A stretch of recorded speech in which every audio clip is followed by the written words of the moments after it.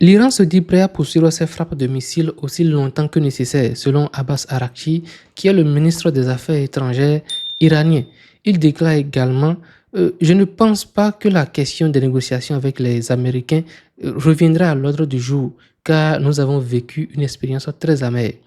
Les États-Unis sont responsables de la mort des 168 écolières innocentes à Minad. Ils, en parlant des États-Unis, pensaient pouvoir renverser le gouvernement en 2 ou 3 jours et remporter une victoire rapide, mais ils ont échoué.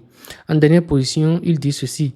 On constate aujourd'hui l'impact des actions américaines sur les coûts mondiaux du pétrole. Par conséquent, je ne vois aucun objectif logique à leur agissement. François Asselineau a posté ceci. Il dit stratégie iranienne. Face aux Américains et aux Israéliens qui ont la maîtrise aérienne et navale, l'Iran a détruit dans un premier temps 4 radars américains THAAD pour aveugler la défense aérienne israélienne et américaine. Et la conséquence de cette action est que désormais, l'Iran peut lancer des missiles Korachma 4 à 10 000 km/h pour larguer jusqu'à 80 bombes fragmentées non interceptables sur Israël. Il poursuit avec ce tweet.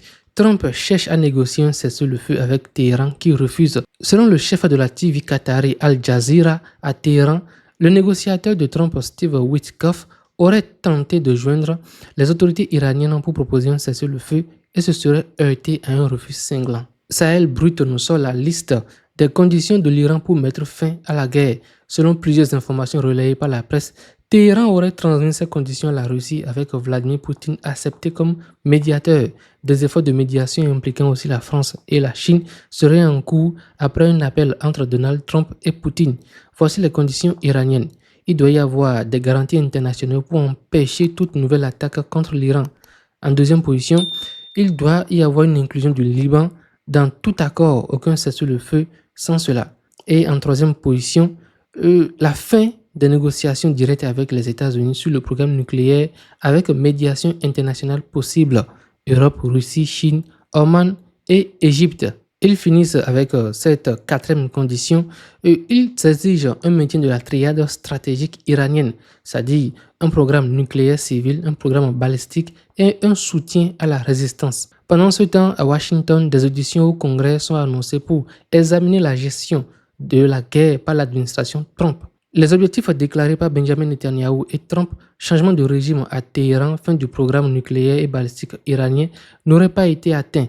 Selon ces analyses, le nouveau guide suprême Mojtaba Khamenei considérerait ces conditions comme non négociables. Toujours avec Sahel Brut, on apprend que plusieurs pressions sont faites sur Trump pour une sortie de guerre. Plusieurs conseillers de Donald Trump lui demandent en privé de présenter une stratégie de sortie du conflit avec l'Iran. Il suggère qu'il déclare que les principaux objectifs militaires ont déjà été atteints afin d'éviter un enlisement.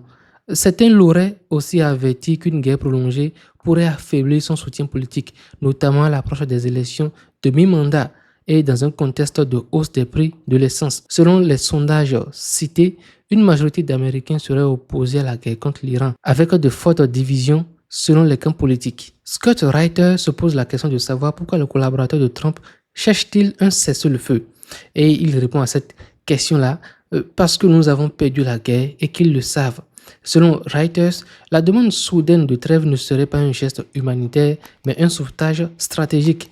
Éviter que l'escalade Iran-Israël ne déclenche une crise énergétique mondiale incontrôlable. Son avertissement est brutal. Si les frappes continuent contre l'énergie iranienne, Téhéran pourrait frapper toute la capacité pétrolière du Moyen-Orient et faire exploser l'économie mondiale. Les conséquences de cette action, si elle venait à être menée par Téhéran, c'est que la Russie et la Chine seront renforcées par l'énergie russe. L'Inde, l'Europe et les États-Unis seront frappés par la flambée des prix et le marché pétrolier mondial et pétrodollar sera sous tension. La conclusion à tout cela, c'est que le cessez-le-feu serait moins une paix qu'une tentative d'arrêter une guerre devenue incontrôlable. John de Lorraine nous apprend ceci alors que Donald Trump évoquait hier une fin de guerre très bientôt. Le premier ministre israélien Benjamin Netanyahu affirme « Nous sommes en train de leur briser les os et nous n'en avons pas encore fini ». Toujours avec Sahel Brut, on apprend que l'Iran durcit le ton dans le conflit. Un commandant de la force aérospatiale des gardiens de la Révolution a affirmé que désormais, aucun missile avec une ogive de moins d'une tonne ne sera utilisé dans les frappes. Cette déclaration intervient après de nouvelles vagues de tirs depuis la mort du guide suprême Ali Khamenei le 28 février. Selon ses propos, l'objectif serait d'augmenter la puissance destructive de chaque missile, rendant leur interception plus difficile et plus coûteuse pour les systèmes de défense. Le nouveau guide suprême, Mojtaba Khamenei, n'a toujours pas pris la parole publiquement depuis sa désignation. Jean de la Street nous apprend que le Pakistan a complètement démasqué l'Inde à l'ONU. Le Pakistan déclare ceci à l'ONU. Nous pouvons ressentir la douleur de l'Inde qui voit ses investissements considérables dans le réseau terroriste afghan réduit à néant par les actions précises du Pakistan contre les camps terroristes et les bases de soutien en Afghanistan. On apprend aussi que Trump a annoncé qu'il avait supprimé les sanctions contre le pétrole russe.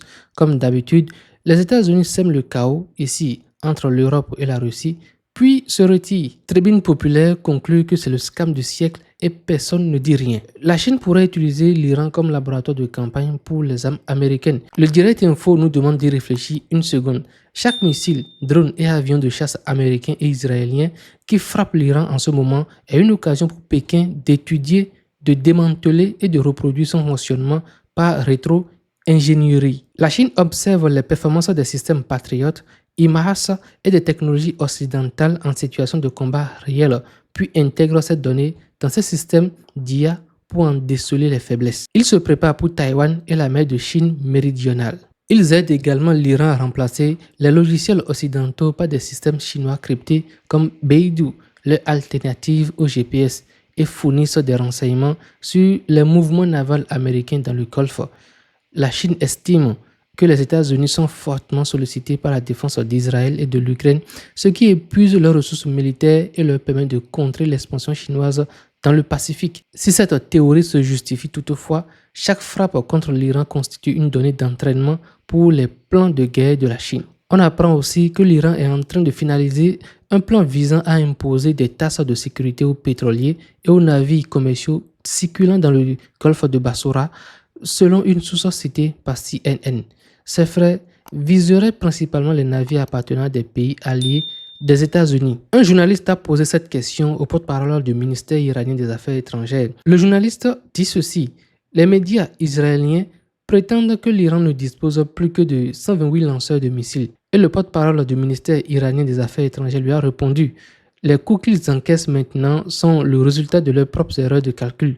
Laissons-les rester dans leurs rêves et leurs illusions. Selon Tucker Carlson, les États-Unis utiliseraient des armes autonomes basées sur l'intelligence artificielle pour frapper des cibles en Iran, suggérant que certaines décisions de ciblage pourraient être prises par des machines sans supervision humaine directe. Le politicien qatari Ahmad bin Jassim dit ceci: dès que nous allons déclarer la guerre à l'Iran, l'Amérique va se retirer du conflit. Il va vendre ensuite des armes aux deux camps et va exploiter ses ressources pour vaincre les deux camps afin de mettre en œuvre le projet en fait du Grand Israël. Et Jean de la Street qui a fait ce tweet nous demande: que pensez-vous de son analyse? Les Américains vont-ils vendre des armes à l'Iran?